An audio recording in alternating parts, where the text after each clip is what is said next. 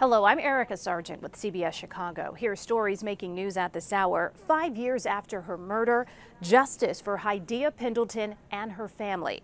CBS 2's Vince Gerasoli returned to the park where the shooting happened, where a neighborhood reflects on the tragedy. Hi everyone, it's CBS 2's Vince Gerasoli, and today I am in Harsh Park. This is the park where in January of 2013, Hadiya Pendelton was shot to death in gang gunfire. Mistaken, she was an honor student, had just taken her winter finals. It was unusually warm that day, and she came to this park, and unfortunately she was shot in the back by two gang members who were targeting her and other students they thought were members of a rival gang.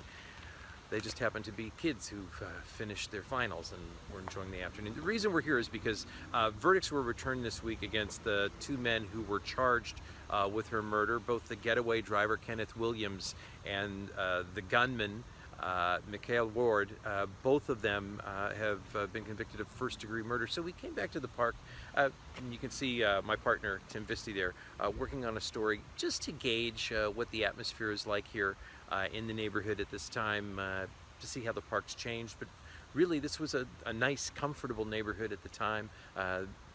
Tree-lined street, lots of nice homes, people who take pride in their homes.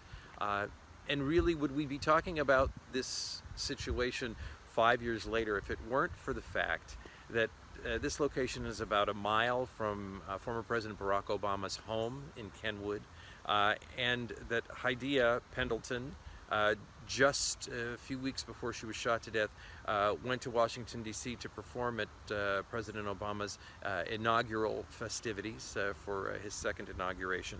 And he mentioned her death in one of his State of the Union speeches. Michelle Obama was here for her funeral, and she became the face of the problem of gun violence and the innocent victims here in the Chicago area. So as we look back on the convictions in her case that took 5 years to get to court, but only 3 hours for each of the suspects in the case to be convicted, we come here and we see what people are thinking. Most folks say the incident actually brought their community closer together, and stronger block watches here. But they all caution that everyone needs to be more aware and more involved. And here is meteorologist Robb Ellis with your forecast. I'm meteorologist Robb Ellis. As we head into the weekend, we're watching our forecast that includes a big warm-up, but we do have a few storms to talk about, and that'll happen overnight. Mainly tonight was when we'll have the better chance. Temperatures staying mild. We've got southwest winds. They'll be a pretty breezy, a little gusty overnight.